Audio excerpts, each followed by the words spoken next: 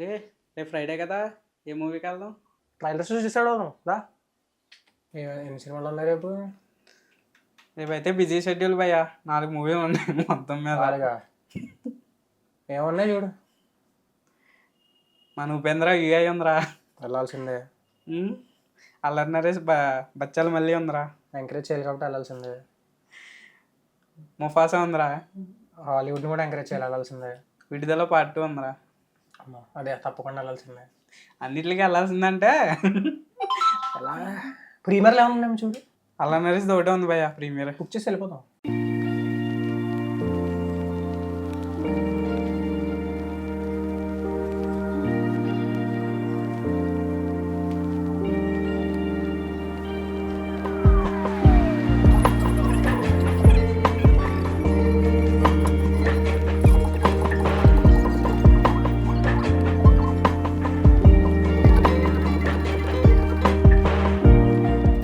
Hi guys, welcome back to our channel మాట్లాడుకుందాం రా.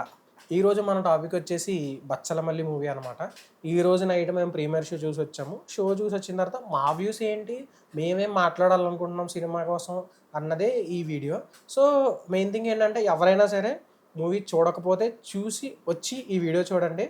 ఇది ఒక రివ్యూ కాదు, మా వ్యూస్ ఏంటి మూవీలో, మా థాట్స్ ఏంటి అనేది ఈ వీడియో. సినిమా పరంగా వస్తే నాకైతే స్టోరీ లైన్ చాలా బాగా నచ్చింది భయ్య. కాకపోతే ఎగ్జిక్యూషన్ వైజ్ కొంచెం ఎక్కడో డిసప్పాయింట్మెంట్ అయ్యాను. ఎక్కడో అనే కన్నా కొన్ని ఎమోషన్స్ని వాళ్ళు క్యారీ చేయలేకపోయారు. లవ్ కానీ లేదంటే వాళ్ళిద్దరు ఎలా లవ్ చేసుకున్నారని కానీ ఆ ఒక్క పాయింట్ తీసేస్తే మూవీ చాలా బాగుంది. స్టోరీ లైన్ నాకైతే చాలా బాగా నచ్చింది. స్టోరీ లైన్ ఒక పాయింట్ ఉంటుంది, అంటే ఆల్రెడీ అది చాలామంది హీరో కానీ డైరెక్టర్ కానీ అందరూ చెప్పేశారు. ఆ పాయింట్ ఏంటంటే మూర్ఖత్వం వల్ల ఒక అబ్బాయి లైఫ్ చెడిపోవడం అనేది పాయింట్. దాన్ని మళ్ళీ మనం వెనక్కి తీసుకురాలేము అనేదే సినిమా కథ. ఆ స్టోరీ లైన్ ఎంత బాగుందో దాని ఎగ్జిక్యూషన్ అంత ఎమోషన్గా మనకు కనెక్ట్ అవ్వలేదేమో అని నాకు అనిపించింది అనమాట. ఫస్ట్ వచ్చేసి movie below average above average అని డిఫరెన్షియేట్ చేసే కన్నా ఒక్కొక్క క్రాఫ్ట్స్ కోసం మాట్లాడుకుందాం. డిఓపి కానీ, ఆడియో కానీ, లేదంటే సినిమాటోగ్రఫీ కానీ ఒక్కొక్కటి చాలా బాగా చేశారు. అండ్ యాక్టింగ్ వైజ్ ఉన్న ప్రతి ఒక్క యాక్టర్ని 100% ఉపయోగించుకున్నారు. అల్లరి నరేష్ అయితే చింపేశాడు భయ్య. కూడోస్ టు అల్లరి నరేష్ గారు. అట్ ద సేమ్ టైం క్యాస్టింగ్ని చాలా బాగా ఉపయోగించుకున్నారు. అంటే కొన్ని క్యారెక్టర్స్ అయితే కొత్తగా ఎలా చూపించాలి అని చాలా ట్రై చేశారు. వాళ్ళకి ఇచ్చిన లిమిట్స్లో యాక్టింగ్ చేసిన పీపుల్ కూడా చాలా బాగా చేశారు. అంటే నీకు సినిమాలో ఆర్టిస్టులు ఎంతమంది ఉన్నా అంతమందికి ఈక్వల్ ఆపర్చునిటీ వచ్చింది, యాక్టింగ్ చేసే స్కోప్ వచ్చింది. సినిమా ఉన్న ప్రతి ఒక్కరికి అంటే వాళ్ళకి ఛాన్స్ ఉన్న ప్రతి చోట డైరెక్టర్ ఆ ఛాన్స్ ఇచ్చారు. ఇచ్చిన ఛాన్స్ని యాక్టర్స్ చాలా బాగా నిలబెట్టుకున్నారు. అండ్ నెక్స్ట్ థింగ్ వచ్చేసి మ్యూజిక్ ఏదో కొట్టేసాం, ఏదో చేసాం అంటే విన్నదే మళ్ళీ మళ్ళీ మళ్ళీ మళ్ళీ కాకుండా ప్రతి సీన్కి మీకు నోటిఫై బీజమ్స్ ఉంటాయి అన్నమాట. ఒక్కొక్క సీన్కి నీకు ఈ బీజం ఫస్ట్ వచ్చింది కదా, ఇప్పుడు ఆల్రెడీ చూస్తున్నాం, మళ్ళీ చూస్తున్నాం, ఏదో మూవీలో చూసాం, ఎలా ఉంది అలా ఉందని లేకుండా బీజం అయితే చాలా ఫ్రెష్గా ఉంటుంది. ప్రతి సీన్ టు సీన్ని కొంచెం ఇంప్రవైజ్ చేసేలాగే ఉంటుంది ఎవ్రీ బీజం. అండ్ అల్లరి నరేష్ గారు రీసెంట్గా ఇంటర్వ్యూ చూశాను అనమాట. ఏమంటాడంటే ఆడియన్స్ కొత్త కంటెంట్ కోరుకుంటున్నాడు, అందుకే నేను ఈ జానర్ బట్టి ఇలా డిఫరెంట్ కథలు నేను ట్రై చేస్తున్నాను అని క్లియర్గా చెప్పాడు. He have some point on audience point of view. కొత్తగా అయితే ట్రై చేశారు. అంటే ఓన్లీ అల్లరి నరేష్ గారు అన్నాం, ఈ మూవీని ముందుకు తీసుకురావడంలో డైరెక్టర్ కానీ మ్యూజిక్ డైరెక్టర్ కానీ అందరూ చాలా ఎఫర్ట్స్ పెట్టారు. వాళ్ళు పెట్టిన ఎఫర్ట్స్ మూవీలో కనిపిస్తున్నాయి కూడా. సో మనం పెద్ద పెద్ద సినిమాలతో కంపేర్ చేసుకోకుండా ఒక ఆర్ట్ ఫామ్గా చూసుకుంటే సినిమా సూపర్. అది మనం ఆ విషయంలో చెప్పలేం. కానీ మనం కొంచెం పెద్ద పెద్ద మూవీస్తో కంపేర్ చేసుకుంటే ఏం లేదు భయ్య, ఒక పెద్ద పూల పక్కన చిన్న పూల పెడితే చిన్నగానే ఉంటుంది. అది సింగిల్గా ఉంటే అదే పెద్దది, అంతే నా ఒపీనియన్ అయితే. నా ఒపీనియన్ వచ్చి సినిమా అయితే నేను అంతగా ఎమోషన్కి కనెక్ట్ అవ్వలేదేమో అని నాకు అనిపిస్తుంది. సినిమాలో మెయిన్ కోర్ పాయింటే ఎమోషన్ భయ్య. నాకు ఎందుకు మూవీలో ఎమోషన్స్ బాగా కనెక్ట్ అవ్వలేదేమో అనిపించింది. ఎయిదర్ మదర్ అండ్ సన్ కానీ, ఫాదర్ అండ్ సన్ కానీ, అంటే లవ్ స్టోరీ ఉంటుంది. Love story is the core point of the movie. అసలు వాడు మూర్ఖత్వాన్ని తగ్గించుకోవడానికి మెయిన్ పాయింటే లవ్ స్టోరీ. ఆ లవ్ స్టోరీ కూడా నాకు అంత ఇదిగా అనిపించలేదు. అంటే వాళ్ళిద్దరూ ఇప్పుడు వాడు మారాడు, ఆ అమ్మాయి కోసమే మారాడు, మళ్ళీ అది అర్థం చేసుకోకుండా మళ్ళీ సంథింగ్ ఇలా మారిపోవడం, మళ్ళీ అవన్నీ అలవాట్లు తెచ్చేసుకోవడం అనేది నాకు కొంచెం అంత ఇదిగా అనిపించలేదు. అంటే అది మారి యూజ్ ఏముంది అన్న టైప్కి వచ్చేసింది నాకు. అండ్ ఇంకొకటి ఏంటంటే లవ్ స్టోరీ చాలా ఈజీగా కలిసిపోద్ది. అదే అంటున్నాను నేను. అంటే ఒక అబ్బాయి ఒక అమ్మాయి అంటే ఒక అమ్మాయి అంత ఈజీగా ఇష్టపడడం అంత ఈజీయా అన్నట్టు అనిపించింది మూవీలో కూడా. కదా మనం రక్తం చిందించే వాళ్ళం. మన కలపకరా బాబు, మీరంటే ఫస్ట్ లెవెల్ ఆటలానికి తిరగడాలు మేము చెప్పాం, మీరు చెప్పలేదు అంటే. మేము చెప్పం కూడా. లవ్ స్టోరీ విషయంలో ఎక్కడో కొట్టింది అనిపించింది మూవీ. ఇంకా బెటర్ చేయొచ్చు, ఇంకా బెటర్మెంట్ ఎక్కడైనా చూపించచ్చు అంటే అనిపించింది. తను మారడానికి వేరే పాయింట్ ఏమన్నా, వేరే కోర్ పాయింట్ అయినా తీసుకుని ఉంటే బెస్ట్ ఏమో అనిపించింది నాకైతే. ఎలా అంటే ఒక అబ్బాయి తన జీవితంలో కొన్ని ఇంపార్టెంట్ డెసిషన్స్ తీసుకున్నాడన్నా, లేదంటే వెంటనే మారిపోయాడన్నా ఒక అమ్మాయి వల్లే మారుతారు. అది మదర్ అవ్వచ్చు, సిస్టర్ అవ్వచ్చు, ఒక ప్రేమించిన అమ్మాయి అవ్వచ్చు, ఎవరైనా అవ్వచ్చు. కానీ వాళ్ళు అంత సడన్గా వాళ్ళలో ఆ చేంజ్ రావడానికి ఒక మంచి గట్టి రీజన్ ఉండాలి. అంటే ఈజీగా రీజన్ అయిపోయింది అంటావు. ఇప్పుడు నేను ఒక అమ్మాయి కోసం వాడు వాళ్ళ ఇంటికి వెళ్ళి అదే వాళ్ళ అమ్మగారితో మంచిగా మాట్లాడడం కానీ, తన లైఫ్లో చేంజెస్ తెచ్చుకోవడం కానీ తప్పను. కానీ ఎందుకు ఆ అమ్మాయే తనకి ఎందుకు నచ్చింది, ఆ అమ్మాయికి మళ్ళీ వీడెందుకు నచ్చాడు, ఆ పాయింట్ ఎస్టాబ్లిష్ చేసి ఉంటే మూవీ ఇంకా కొంచెం బాగుండేది అనిపించింది. కొన్ని సీన్స్ అవి ఉన్నట్టు లేనట్టు, ఎందుకు ఉన్నాయో లేనట్టు అలా వెళ్ళినాయి. అలా ఆ సీన్స్ కొంచెం తీసేసి, అంటే తన కోపం ఉంది అని ఎస్టాబ్లిష్ చేయాలంటే 3-4 ఫైట్లు పెట్టాల్సిన అవసరం లేదు, ఒక చిన్న ఫైట్ పెట్టినా సరిపోయేది. బట్ ఆ వీళ్ళిద్దరి మధ్య ఉన్న లవ్ స్టోరీ కానీ, లేదంటే కెమిస్ట్రీ కానీ, ఆ అమ్మాయి చెప్పిన మాట వినడానికి, తిను చూపించిన కేర్ ఆ అమ్మాయి అర్థం చేసుకుని లవ్ చేయడానికి ఒక 2-3 సీన్స్ మంచిగా పడి ఉంటే మూవీకి ఇంకా ఇంపాక్ట్ క్రియేట్ అయ్యేది. అసలు ఇంకా ఇంపాక్ట్ కాదు, సినిమా చాలా బాగుండేది నా ఉద్దేశంలో అయితే. సినిమా అయితే చాలా బాగుండేది. మొత్తంలో తను అంటే అల్లరి నరేష్ గారి యాక్టింగ్ వల్ల చాలా సీన్స్ లో మనకేం తెలియలేదు, కానీ కొన్ని సీన్స్ బాగాలేదు అంటే లవ్ స్టోరీ సీన్స్. అంటే నీకు ఆయన పర్ఫార్మెన్స్ వల్ల మనకి సినిమా నచ్చలేదని చెప్పలేకపోతున్నాం మేమైతే. సినిమా లైన్ అయితే, కోర్ పాయింట్ అయితే చాలా బాగుంది. హీరో క్యారెక్టరైజేషన్ వచ్చి మూర్ఖుడు అయ్యాడు, ఏదో సమ్ రీజన్స్ వల్ల మూర్ఖుడు అయ్యాడు. కానీ హీరోయిన్ని చూడగానే హీరోయిన్కి తనకి పెద్ద ఇదే ఉండదు. ఫస్ట్ మీటింగ్లో కూడా తిట్టుకుంటారు, సెకండ్ మీటింగ్లో ఏమవుదో, థర్డ్ మీటింగ్లో తనే కావాలంటాడు.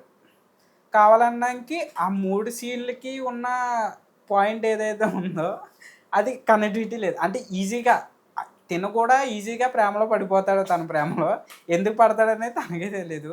కానీ తన కోసం ఇప్పుడు దాకా ఉన్న తన క్యారెక్టర్ వాళ్ళ అమ్మ కోసం మారలేదు, ఎవరి కోసం మారలేదు, హీరోయిన్ కోసం మారిపోయాడు. ఎలాగే ఏ సిచ్యువేషను జరగలేదు దానికి ముందు, కానీ ఎందుకు మారిపోయాడు అనేది క్వశ్చన్ మార్క్ నాకైతే. అందుకే మనకి అంత ఇంపాక్ట్ కలలేదేమో అని చెప్పి మూవీలో నా అభిప్రాయం. నేను అదే సినిమా గురించి ఈజీగా అంటే సింపుల్గా చెప్పాలంటే టెక్నీషియన్స్ కానీ, యాక్టర్స్ కానీ అందరూ చాలా బాగా చేశారు.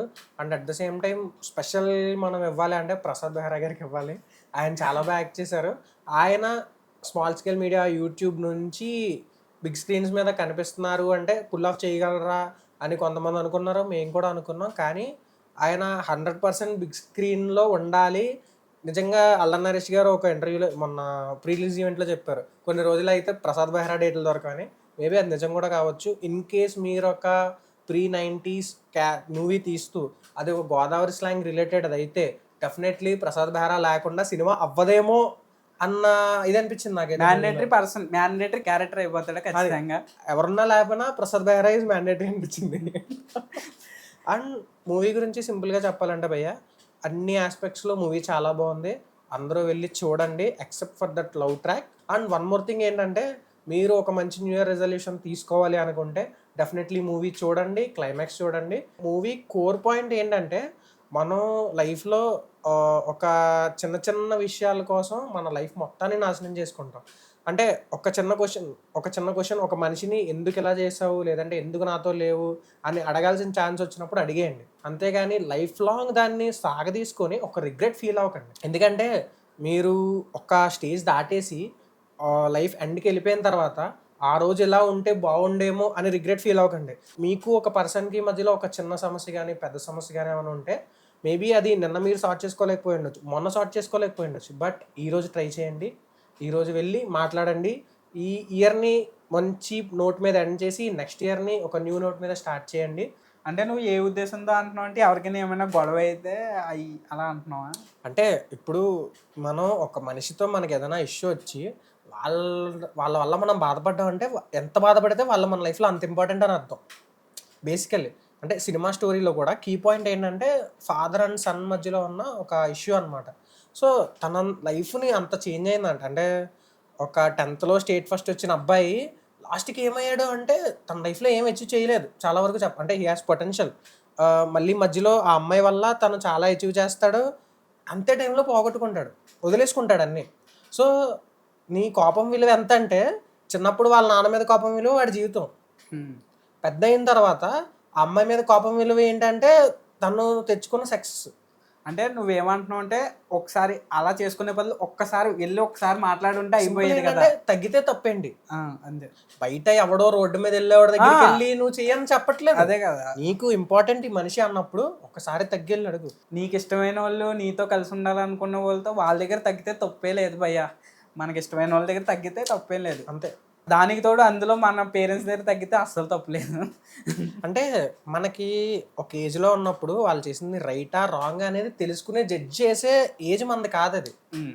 ఆ ఏజ్లో ఒకటేంటంటే ఇప్పుడు వచ్చే జనరేషన్ కూడా చెప్తున్నాను, మీరు ఏదో తప్పు చేశారు అని చెప్పి పిల్లల మీద కోప్పడినా సరే చొరవ తీసుకుని చెప్పండి ఇది సిచ్యువేషన్ ఇది అని చెప్పి. అంతేగాని వాడు అర్థం చేసుకుంటాడు అంటే అర్థం చేసుకునే వయసు వాళ్ళది కాదు. వెళ్ళండి, చెప్పండి, నేర్చుకోండి, వాళ్ళకి అర్థమయ్యేలా చెప్పండి. ఎందుకంటే ఈరోజు వాళ్ళు అర్థం చేసుకోలేకపోవచ్చు, ఒక డౌన్ ద లైన్ వాళ్ళు మీరు చెప్పకపోవడం వల్ల ఒక 30 years 40 years తర్వాత వాళ్ళ జీవితం నాశనం చేసుకుని కానీ ఈ ఇన్ఫ్లుయెన్స్ వల్ల వాళ్ళు పాడయ్యే కన్నా ఒక 10 years తర్వాత వాళ్ళకి అర్థం చేసుకునే ఒక మెచ్యూరిటీ వస్తుంది. అప్పుడైనా అర్థం చేసుకుంటారు, వాళ్ళ లైఫ్లో ఎన్నో కొన్ని ప్రీషియస్ మూమెంట్స్ని మళ్ళీ వాళ్ళు తెచ్చుకుంటారు, అంతే. మేము సినిమా గురించి మాట్లాడితే ఏదేదో మాట్లాడేస్తాం అనుకోకండి. సినిమా అనేది కొన్ని నేర్పుతుంది, కొన్ని తెలుసుకునేలా చేస్తుంది. ఎవ్రీథింగ్ ఎప్పుడైనా సరే సినిమాని అంటే చాలామంది అంటారు సినిమా ఒక బ్యాడ్ ఇన్ఫ్లుయెన్స్ అని. చాలామంది చెప్తారు అంటే సినిమాలో మంచి ఉంటుంది చెడు ఉంటుంది, ఒక బ్యాడ్ నీకు చూపించాడంటే నువ్వు అలా ఉండకూడదని చెప్తున్నాడు అంతే. అది చూసి నేర్చుకోమని కాదు. ఓకే, ఇప్పుడు సినిమాల్లో కూడా ఇప్పుడు రివ్యూస్ కన్నా కూడా మేము మాట్లాడుకుందాం రా అని ఒక సినిమా కోసం మాట్లాడడానికి రీజన్ ఏంటంటే నీకు సినిమాలో ఏదైతే నేర్చుకోవడానికి ఉందో, ఏదైతే నువ్వు తీసుకోవాలో అది మేము చెప్పాలని ఈ సిరీస్ స్టార్ట్ చేసాం అనమాట. సో ఏదో ఫైట్ బాగుంది ఇవన్నీ కామన్ అది. సో ఏంటంటే నువ్వు సినిమా చూసి ఏం నేర్చుకోవాలి, ఈ ఇయర్ని నువ్వు ఈ సినిమా చూసి అందులో నువ్వు నేర్చుకున్నదంతా కొత్తగా స్టార్ట్ చేయి, ఆ చేంజ్ నీలో కనిపిస్తుంది. ఒక సినిమా అనే కాదు, ఒక ఆర్ట్ ఫామ్ నీలో చేంజ్ తీసుకురావాలి అనుకునేది అది, ఆ చేంజ్. ఎవరైనా సరే ఒక ఆర్ట్ పర్సూ చేశారంటే ఒక పెయింటింగ్ కానీ, ఒక ఆర్ట్ కానీ, ఒక డ్రామా కానీ, ఒక సినిమా కానీ ఏం చేసినా సరే వాళ్ళు నీకు ఒకటి చెప్పాలనుకుంటున్నారు, అది నీకు 100% కరెక్ట్గా నిన్ను రీచ్ అవ్వాలి. అది రీచ్ అవ్వడానికే వాళ్ళు ఇచ్చేసేది. సో తప్పు అనేది మీరు తీసుకోకుండా వాళ్ళు ఏం చెప్పాలనుకుంటున్నారనేది కరెక్ట్గా తీసుకోండి. సినిమా అనేది మనతో చాలా మాట్లాడుతుంది భయ్యా.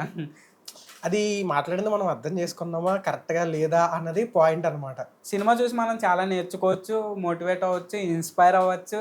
సినిమా అనేది మనకి చాలా నేర్పిస్తుంది, అందులో ఉన్న మంచిని మనం తీసుకోవాలి, బ్యాడ్ కూడా చూపిస్తుంది సినిమాలో, ఆ బ్యాడ్ మనం ఇగ్నోర్ చేయాలి, అంతే తేడా.